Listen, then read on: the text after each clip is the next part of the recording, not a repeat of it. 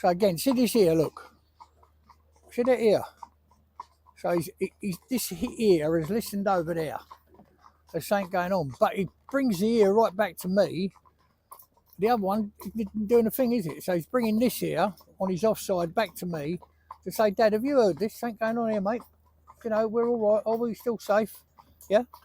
See that one ear operating? It's so incredible if you study just what you can see. I mean, obviously I've been doing it for a long time, so there's probably I read a great deal more into a body twitch. You know, they feel a fly on them, can't they, through their big thick skin? They still feel a fly on them, so obviously they're tender, but they can feel that. So yeah, they're bailing up over there. So we got that bit of noise, bumping and crashing as the bells come out. But he's going away just absolutely lovely and sweet.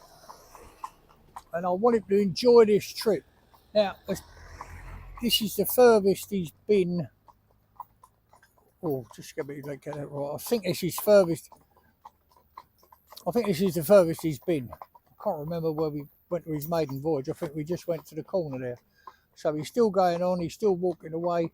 He's interested. He's taking up information around him. I'm not worried about him having a look around like that at this stage. Just keep walking for me. Every step he takes, he's helping to lose a little bit of weight, get rid of that big dip at his back, and the happier he'll be going. If we start smacking him now to force him on, it's no good. So I've got to be, I suppose your experience over the years said, yeah, because whatever distance we go now, you've got to remember you've got to come back. Also, any trip you go on, he don't know where we're going. He's got no idea, has he? Can't say, well, we're going to go up to the post office, we'll turn around there, go up that little back lane, you know, and we come round here. He don't know, does he? So he'll tear off. Well, he won't. You don't want to do that at all. But you get another horse, want to go at 90 mile an hour, and you've got to kid him, you know. Steady now, babe. So, because you know where you're going, how far you intend going. With this one, I don't know. I can't answer that question because he's just going sweet, and all the time he's walking sweet. He's not finding it hard. He's not breaking a sweat. I don't mind him breaking a little bit of sweat up between, you know, up between his thighs at the back there on his inner thigh. He can make a bit of sweat. I don't care if he has a little bit round his ears. I don't mind that. Also, what we're doing, which is quite important, is we're washing this horse every day. So, you know, whether he's used or not, he's washed. Because what we're doing is taking out any dirt and that in his coat. That's not because the people ain't looked after him. It's just the same as any other horse. So you see them shake themselves and the dust comes out. We want to get that out. Why do we want to get it out? Because if it's laying on his skin, which it is, obviously, it's down at the base of the hair, well, it's like you're asking him to work in an overcoat, you know? Well, he might come out and start going. It's like I said at the start, if you're going to go for a run and get yourself fit, you'll have a top on of some sort or a couple of tops, and then you'll take off one and tie it around your waist because you're getting hot and sticky to keep yourself cool. Well, the same, we can't do that, can he? But if we wash him off and scrape him, you see the dirt that comes out, and then what we'll do in a minute is give him a soapy bath, you know. But he's not quite ready for that yet. I mean, he's not filthy dirty around his, you know, his rectum and all that's clean. He don't, you know, he's not like that. But if he was, we would obviously wash him, but we'd wash just that area. But we will wash him with a big soapy wash, and we'll do that. But I want to know that the evening that he does that, he's not going to come over cold in any way. And it's been that hot these last few days, well, this last week really, that in the evening it's going to be cooler. So when we scrape him and he dries off, I don't want to take, as soon as you wash him with a, you know, any sort of soap really, you take away a bit of his oils, natural oils, and he can get a draft in the stable, get a little bit chilly and he can get a little bit colicky, you know, can happen. So there's no point in. Good boy. I'm so pleased with him. You know, he's such a lovely little chap, really. And people ain't done anything to him to harm him. They just fed him, and you know. And when I spoke to the lady, she was 100% understood what I said. Come on, go on, my baby, on you go. Go on, then. You good boy. Yes, you are, you young rascal. Yes, you are, you good boy. I want a little bit of encouragement for that, stepping over there. But he more or less done it on his own, so that's good. So you can see that buckle still moving. We're still losing it a little bit the more he goes along. And all I do not pull on his mouth. He's only got a rubber bit in. Please listen to me. Just a rubber bit. A simple soft. You could tie it in a knot. It's as soft as anything. It's a Wenderin. That's what we use now. They are very expensive, but for us, you know, commercially they make sense because they last as long as, I don't know, 10 times as long as cheap ones. So obviously, and they seem to like them, and they like the shape of them. It suits most horses. You're never going to get a rubber bit that suits everybody because obviously the structure of them's got to be a little bit bigger to give them the strength. They've all got a core inside, rubber bits, something connecting each ring together. Come up, babe. Good boy. Come on. Like that. So that's so crude what you just done then. Well, you know, you do it your way, I'll do it mine. If you will, that will happen when you're driving. Them reins will be on his back. But now when you're driving and you're up, hello, how are you? Look so like when you're driving, like, you know, no problem at all. One-handed and like that. You should. This ain't showing horse. This is building his confidence. Let him see the world. Let him understand it. Let him believe in himself. Let him get his own, you know, confidence. Most important thing. So his own confidence. When he went over that little sign there, it might be nothing, but it's a big thing. Big thing to him, because otherwise you want to slow up, would he? He can't be more laid back than he is. He's just going around here and enjoying it. And already now, down to this next bend, not this one you can see, but one further on, I believe that's another mile, isn't it? Or, yeah, about another mile. So when we get to this point, we're going to be 2 miles away from home, yeah? But he's got to come back, isn't he? So I want to see that he's not struggling now. He's happy enough just to keep on walking away. He's enjoying what he's doing. You can see his ears about. The birds are singing. You know, the world's a wonderful place. Why do we want to disturb that? He's playing lovely with the bit. Yeah. And then what I do, people say to me, show me how you do. It's not that I don't want to show you. It's not that I want to keep, you know, my so-called expertise or whatever you want to call it to myself or what I've learnt over the years. It's not because I want to keep that to myself. It's the case of so many times I've said to people, you know, this is what you do, you know, when we get him to do this, this is what you do with him. This is his best reaction, like that, right? And they will abuse it. They will abuse it sometimes with no regard for the horse. They will abuse it out of their own ignorance. Yeah. But it's still the horse getting abused doing something. Now, what do I mean by that? There was a lovely fella come to me many years ago, and he had the most loveliest cob, you know, Welsh cob. Really nice horse. Nice horse. He was just a nice horse. You know, I believe he was a stallion horse, and I broke him for a milk float.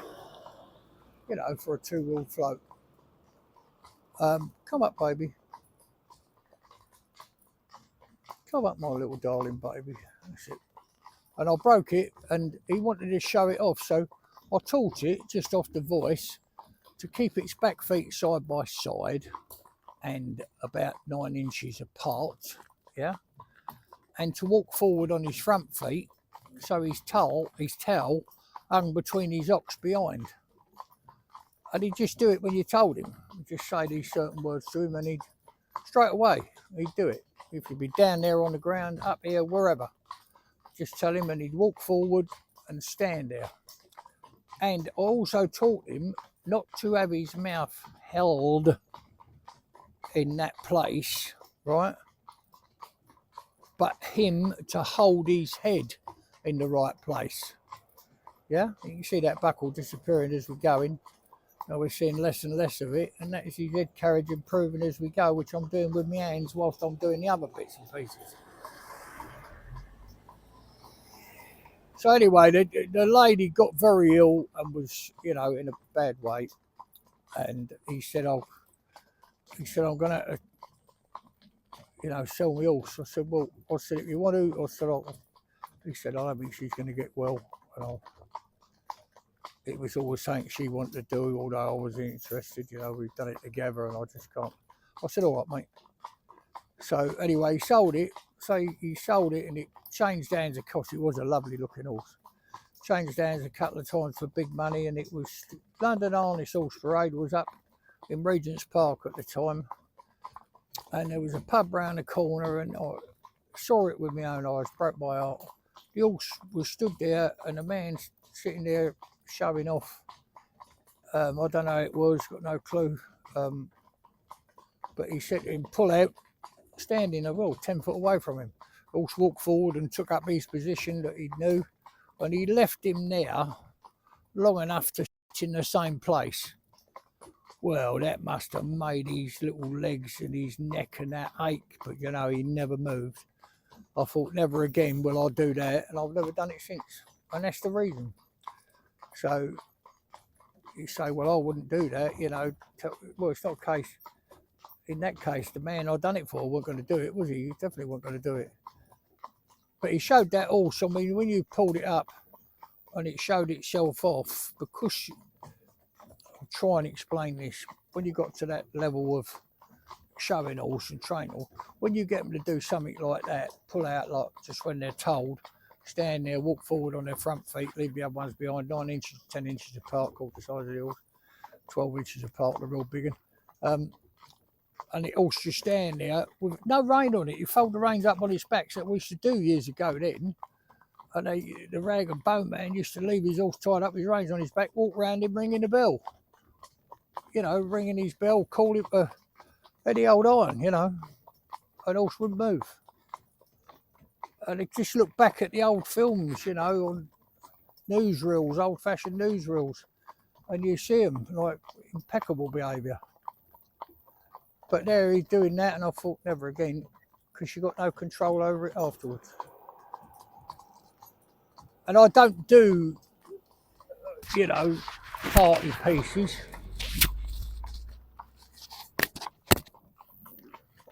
As I say, I don't do party pieces, you know, I don't believe in it. I don't want to do it. I can get them to do all them tricks, you know, lay down, stand up, turn around, upside down, all that nonsense. What for? What does it prove? What a great trainer you are. What I think a good trainer is someone that breaks horse for you, or trains horse for you. I don't like the word breaking particularly. And you can drive it anywhere.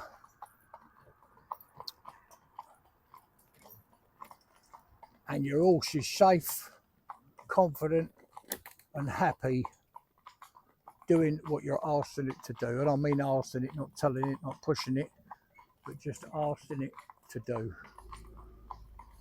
And then they got happy life, and they certainly deserve it, because this is, to tell you this now, I never met horse yet that want to go, you know, said, you know, when it arrived in our yard, went, "Oh, show us that harness, how'd you wear that then? Oh, what are we going to do, pull this car, oh, be on and let's have a go." I've never seen one do that yet, and I never will see one, because it's all completely bleeding foreign, whether you ride it, drive it, whatever you do.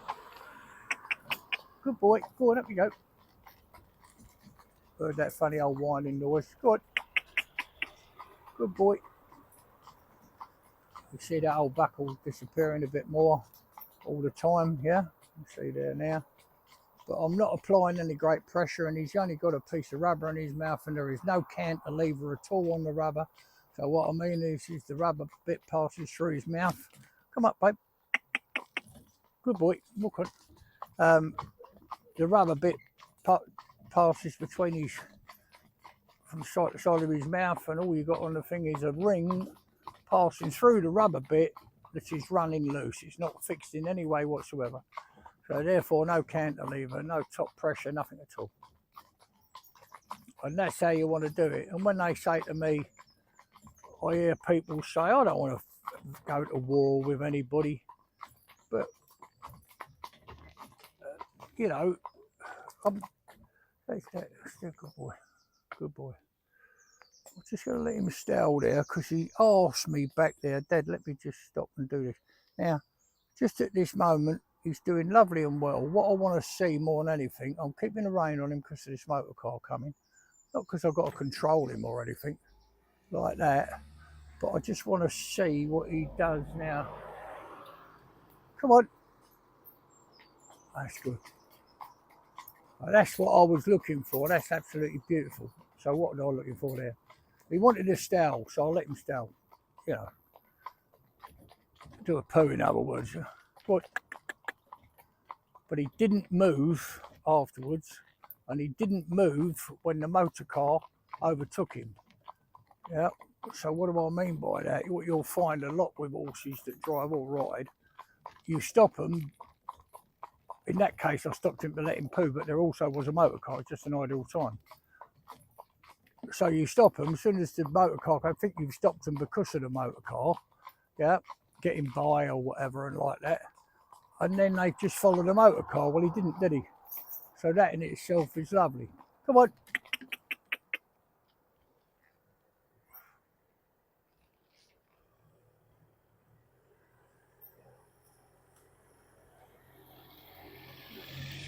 You can see this is a bit of a climb up here from behind there. Come on, mate. Come on in. Come on, up, trot. Trot, boy. Good boy. Go on. Go on. Come on. Oh, we're going to stop and start him up this hill now, because we've got this hill here. Yeah. Come on. I want to call him up. I want to see if he's going to trot away, which I'd love him to do on his own, decide to trot. The trouble is, where we are now, he can see the crest of the hill. So it's like any other horse, when it comes up to the crest of the hill, we can see it. It knows the cart's going to roll up behind him and he's going to get up there easy, so they don't need to put the effort in. But that walking along there alone is absolutely beautiful. Lovely. I am, someone said to me, you know, I'm very passionate about what I do, and I suppose I have over the years, getting on in years now. There's more behind me than in front, that's definite. So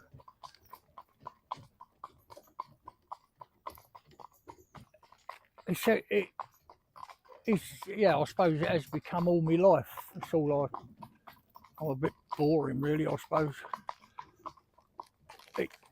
It's everything to me, what I do, and the bloody annoying thing is I'm going to die when there's so much more to learn. If you can learn to open your eyes and see the world, stand still, see the world through their eyes. I'm just going to try and get a couple of steps backwards while we can. Come back, my baby sugar plum. Come back, my baby. Come back, my darling. I do not want to pull on his mouth. I'm just asking. Come back, my baby. Come back, darling. Come back. Come back. Come back. Oh, no. Steady, baby. You're a good boy. So just gentle on that rubber. Go on in. Up you go. Good boy. Look, there's so much in that little one movement he done there. We may go back. We go forward, don't we? Make your mind up. That's what he's saying, right? Then he went like that. I want to get on. Give him reins. So he had a little tug against my hands. I ain't going to hold on to him tight. I mean, obviously, I've got to hold on him enough to have control of the horse at all times. But in that respect, go on, my baby. Oh, that's my darling. So there's a slight slope here. It's very hard. If you put a ball up there, you'd see the bugger roll down here, put it that way, yeah? Football or something like that, you know? No trouble at all. But it's hard to see on the film. I don't know why that is. It's like the sound don't get picked up. We use these special mics now.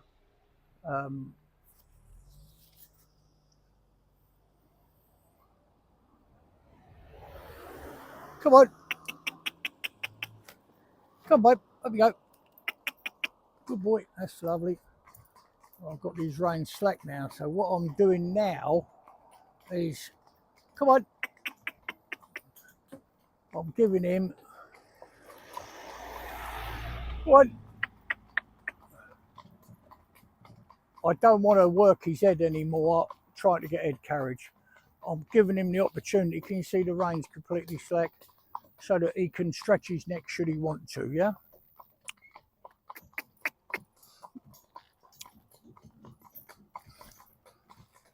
Right, we'll come back to him in a bit and we'll talk again, you know, when there's something. But he's just going along sweet. I hope that's been of a help to you. I know it's in 2 parts. This will be the 3rd part we do in a minute.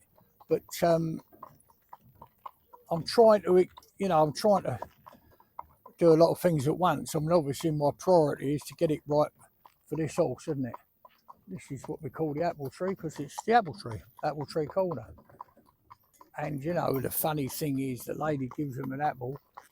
Well, you get them, you know, they won't go past. Get a lady come out and give them an apple, the ones that fall down like that one there. And they won't go past. So instead of, you know, getting cross and angry with them and all that silly nonsense, what I'll do is I'll get the lady to come out with nothing in her hands and just to pet them. Yep. So they're getting petted. What's it? Now, she holds her hands out flat like shit like this, you know, as though she's got an apple in. As soon as they see they ain't got apple, they completely ignore her and walk on.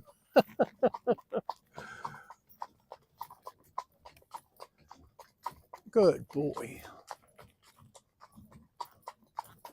So as I say, we'll come back later when we're going back nearer home. We're just making the turn now for home. There's nothing much along this road of interest. If there is, we'll put the camera back on. Come on, my baby boy, you young rascal. You good boy, yes you are.